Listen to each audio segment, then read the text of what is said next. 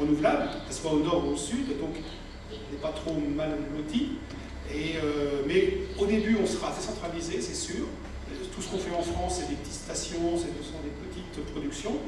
Mais si un jour, dans 20-30 ans, il y a des millions, des dizaines de millions de véhicules, il y a des consommations d'hydrogène très très importantes, par exemple dans une agglomération comme Paris ou comme Londres, etc., il y a 10 millions de personnes qui utiliseront beaucoup d'hydrogène, peut-être qu'on sera obligé d'aller vers une centralisation dans 30-40 ans. Mais on ne sait pas trop.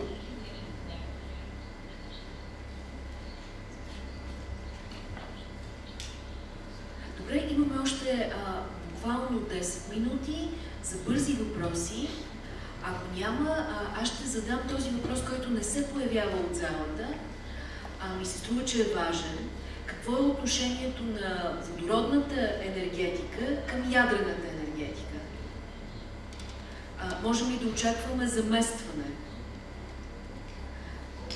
Въпросът ми е към двамата панелисти.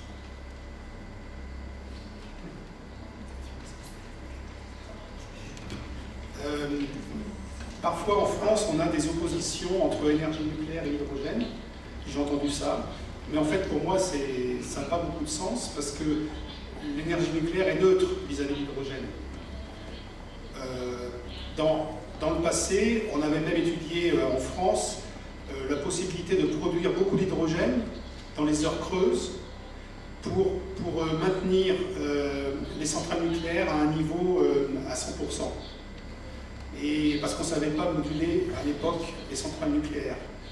Donc de la même façon, évidemment, l'énergie nucléaire produit de l'électricité, et l'électricité, on peut produire de l'hydrogène avec. Alors il y a même des projets où on pourrait produire directement de l'hydrogène à partir du nucléaire sans passer par l'électricité. Mais ça, c'est pas vraiment au point. Mais pour moi, l'énergie nucléaire est neutre, c'est-à-dire que l'énergie nucléaire fournit de l'électricité au réseau, les renouvelables fournissent de l'électricité au réseau, et tout ça, ça fait un prix qui varie suivant qu'il y a un excès d'offres ou un excès de demande.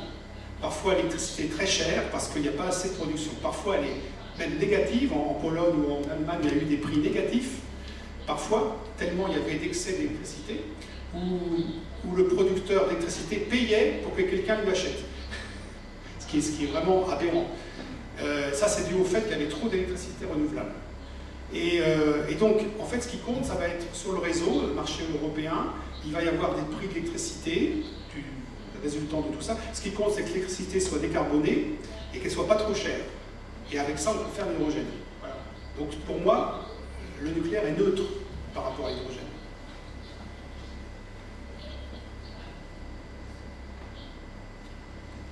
Професор Великов. Така, ще започна с това, което каза господин Лукезе, че атомната енергия не се противопоставя на водородната. Аз лично съм съвременник на Чернобил и не съм обективна, ако трябва да говоря за атомната енергия. Но това, което ми направи впечатление, преди малко споменах за така наречения СЕТ план, т.е. стратегически европейски план за енергийните технологии. Преди няколко месеца този план беше актуализиран и това, което за мен е интересно, е, че отново бяха включени като основни фактори два топика, които през последните години някак си бяха потискани. Това е атомната енергия и батериите. Така че, вероятно, моят извод е, че отново има едно връщане към атомната енергия като енергиен източник, който също така осигурява декарбонизиране. Тук беше поставен въпроса с безопасността, ами всичко е опасно, когато не се взимат необходимите мерки. Например, всички си мислим, че литиевите батерии са безопасни, защото са затворени, но в действителност те са много опасни, защото могат да избухнат. На лития му трябва малко вода, за да се получи експлозия. Това, че го виждаме капсулирано, още нищо не значи. Въпросът е за разума на хората, за това да помислят какво би се случило преди да направят това, което искат да направят.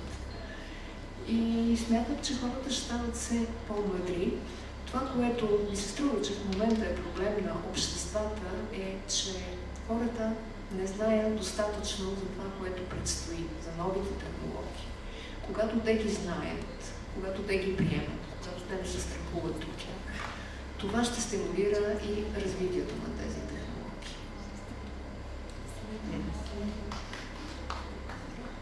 Още един въпрос ли? Аз имам готовност, да. Добре. Пламен Денев се казва.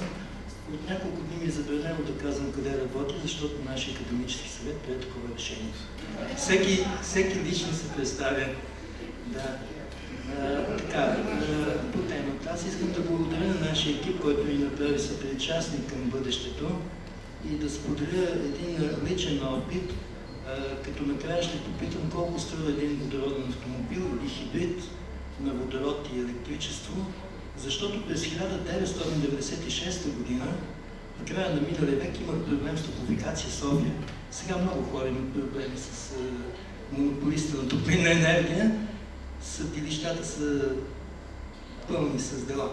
Но какъв е случай? Тогава отидох на една консултация при професор Петко Витанов в Института по слънчева енергия в Българска академия на науките и той ме насочи към вълшебната думичка ВЕИ, възобновяеми енергийни източници, и ми предложи една соларна система, която се оказа тогава непосилна за моите финанси. 15 000 евро, 2 киловатта. Добре, но посетих първото строеко и намерих един фотоволтаичен панел за 360 лева. И от тогава вече 20 години моята къща, която е с 8 стаи, се осветява след осветление благодарение на този панел. Абсолютно безплатно, понеже политиците не са поставили тавове в соларната енергия все още. Така, реших да видя как това ще се отрази на автомобила. Едно Ауди, което купих за 1000 лева и му махнах всички части отвътре. Оставих само карусерията, гумите и там волана. Така, както разбрахте, соларният панел, този път го намерих за 600 лева, поставих го на покрива, поставих един електромотор на 12 волта и колата тръгна. Това е положението. Само, че не съм я узаконил и се движи само по полски пътища. Макар, че закона всяка ивица, по която се движи превозно средство, е пътна. Така че в момента къщата се осветява с LED осветление, което се равнява на 40 вата, т.е. на тези жичните лампички като на време. Кай на всички, който желая, може да дойде да го види. Да, така че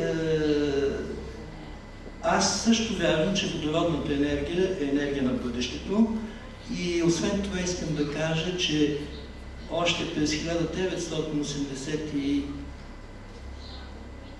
година видях едно много интересно телогоително стопанство в Подгомер, недалеч от София, където имаше станция за биогаз.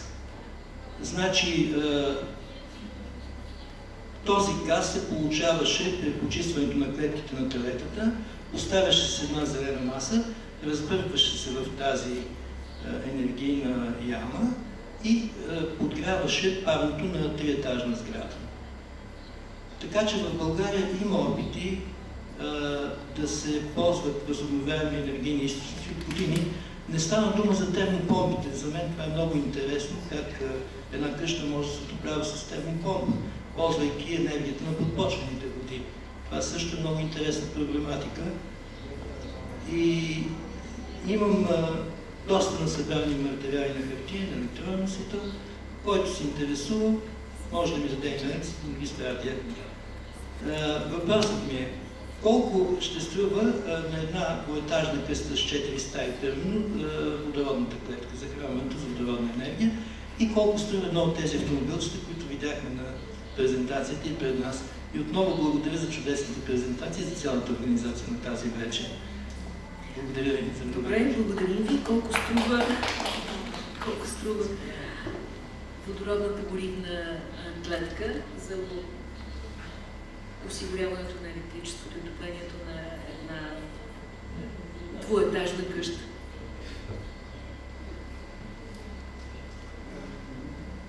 Au Japon,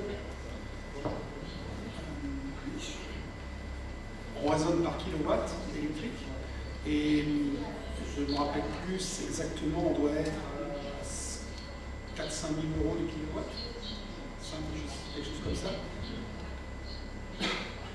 Entre 5 000, alors, je sais que entre 5 000 et 10 000 euros du kilowatt. Et ça fournit également la chaleur. Mais on est en train, au Japon, on est en train de baisser les prix par l'effet de série.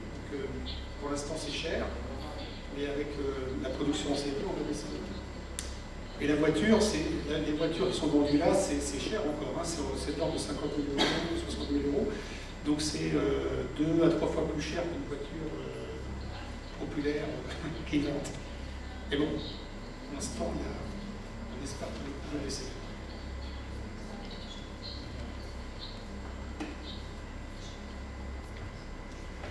Професор Владикова, аз се сетих за една фраза, която вие днес използвахте. Даже един човек, който или бизнесмен, който иска да си купи водородна кола и да си я внесе в България и да си я кара тук, няма да може да направи това, не само защото няма да има къде да я зарежда, а и защото не може да я регистрира. Аналогията е с тази кола, задвижвана от слънчев панел, за която чухме и конкретен пример. Връщаме се съвсем в началото, колко далечно и колко близко е това бъдеще. Бъдещето е много близко. Да, днес действително дискутирахме въпроса за това как в България, понеже няма законодателство, на практика, ако искате да използвате водородна енергия, ще се отзовете, както днес направихме една аналогия, все едно с машината на времето, с вашата бензинова кола, 150 години назад. Ще я карате докато имате бензин и след това няма да знаете какво да правите с нея. Обаче нещата не са толкова черни, защото в момента на европейско ниво се прави един анализ на това как се внедряват в различни държави водородните технологии. И нашите държави, които малко изостават, ще получат една много ценна информация. И тук отново става въпрос за желанието на хората, за да може да накараме политиците по-бързо да направят възможно влизането на технологиите и в България. Аз съм оптимист, защото научната общност, макар и малка, е много активна и за 2-3 години успяхме доста да променим мисленето не само на хората около нас, но и политическото мислене. И ако продължим със същото темпо, мисля, че законодателно скоро ще имаме достатъчно добра инициатива. По отношение на внедряването на технологиите в България, ние вече плануваме ниши, които са подходящи за българската икономика. Разбира се, това не са колите, защото в България никога не са произвеждани коли, обаче има фирми, които произвеждат електрокари. Много лесно е от електрокар да се мине към кола към хибридно устройство, батерия и горивна клетка. Има интерес от Бургаския регион за произвеждането на водородни лодки, за произвеждането на водородни влакчета за нашите курорти, т.е. ние се насочваме към една ниша, която не е така едра, не е с толкова големи инвестиции, каквито са водородните коли. И смятам, че имаме и база, т.е. да отидем към мобилност, която не е свързана с мобилност на пътищата. България търси своята ниша. Другото, което мислим да направим е, в България има много електролиза, тя се използва за индустрията. Ще се опитаме да я комбинираме. По този начин наполовина намаляваме инвестициите и така да направим първите малки зарядни станции в България. Аз съм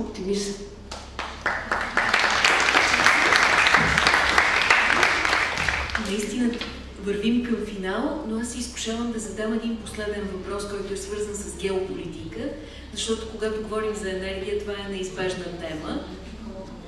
Вие вече го зададохте, но искам да завършим с този въпрос. Има ли водородната енергетика геополитически врагове? Нека така да преформулирам въпроса. Икономически са представими, вероятно свързани с геополитиката също. Но можем ли по това, което видяхме от картите на глобуса, къде какво се прави в това поле, да извадим и изводи за геополитиката?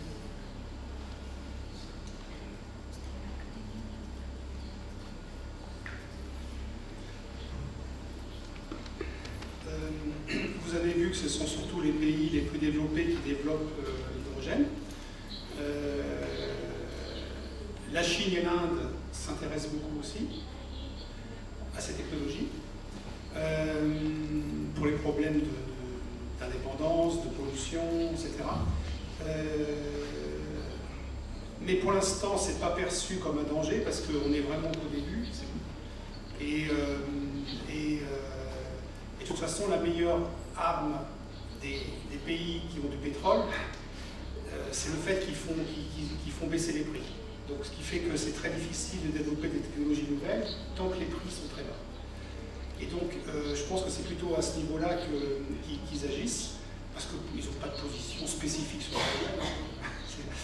Mais c'est plutôt par rapport au contexte géopolitique de prix du pétrole, prix du gaz, etc., qui sont quand même très bas en ce moment, et qui ne favorisent pas le déploiement des nouvelles technologies comme celle de l'hydrogène, etc. Donc c'est plutôt comme ça. Et puis alors l'autre point important, c'est qu'il faut absolument qu'il y ait des taxes au niveau international sur le CO2, qu'on mette des taxes sur l'émission de CO2 partout, et très élevées, pour qu'on puisse rendre rentable les technologies qui sont bas carbone. Voilà, donc à mon avis, c'est ça l'enjeu. Pour qu'on puisse... alors souvent, il y a des gens qui ne veulent pas qu'il y ait des taxes sur le carbone. Какво да кажем за гиганти, които произвеждат шистов газ или по традиционен начин имат висок добив на газ и нефт и зареждат половина Европа с това? Какво е тяхното отношение, говоря за Щатите и за Русия, тяхното отношение по темата за водородната енергетика на бъдещето?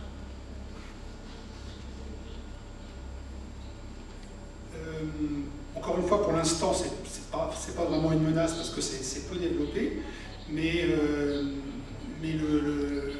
le gaz, effectivement, le remplacement du gaz par l'hydrogène, ça pourrait être une menace. Bon, pour l'instant, c'est pas, comme on dit en français, c'est pas demain la veille, parce que ça va demander 30 ans, et peut-être que dans 10 ans, 15 ans, on va voir des réactions plus fortes. Pour l'instant, c'est assez modéré, les réactions. Mais les grandes compagnies pétrolières, elles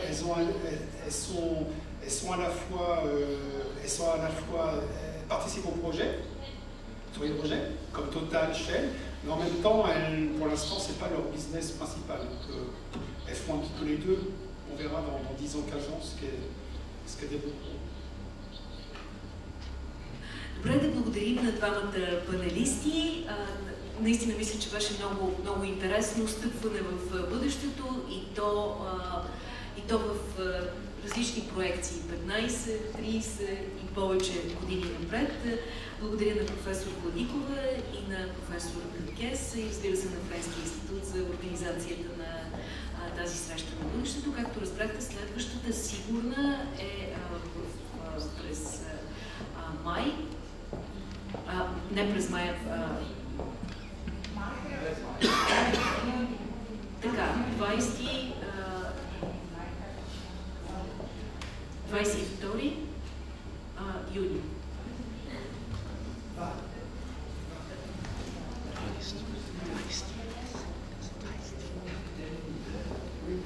Donc je remercie remercie Irina et les deux intervenants de ce soir. Il n'y aura pas effectivement de rendez-vous du futur au mois de mai, exceptionnellement, mais le mois de mai cette année est effectivement un mois exceptionnel en termes de jours fériés et surtout d'incompatibilité certaines entre les jours fériés français et bulgares, ce qui rend les choses complexes. Mais le prochain débat aura lieu le 20 juin, lundi 20 juin, sur la science au service de l'archéologie du futur. Et il y aura un autre débat avant les vacances, dont la date est encore incertaine parce que ça dépend des disponibilités de nos interlocuteurs et ce n'est pas encore très, très fiable. Et ce débat, ce sera sur la robotique. Donc d'ici les congés d'été, il y aura deux débats. Un sur l'archéologie, la science au service de l'archéologie, dont la date est fixée au 20 juin, et un autre sur la robotique, dont la date n'est pas encore fixée. Alors, je profite du fait d'avoir pour vous remercier de votre attention, et puis je vous convie donc à un petit pot de l'amitié pour terminer cette soirée, et puis pour continuer à discuter ensemble et discuter éventuellement avec nos intervenants de ce soir. Merci à vous, bonne soirée, et à bientôt.